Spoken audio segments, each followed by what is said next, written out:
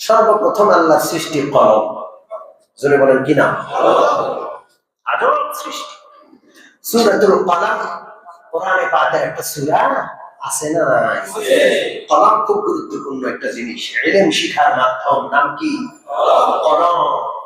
কলম গুয়ত কে মনশা হে জাহানাম, কলম গুয়ত কে মনশা হে জাহানাম, কলম কা শরাব দৌলত মিরাসানা।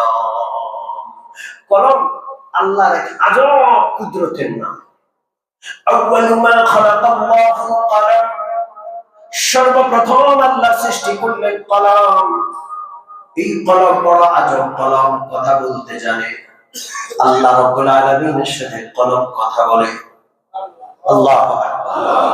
কলম, এই কলমের জবান আছে, ভাষা আছে। কলম কার সাথে কথা বলে?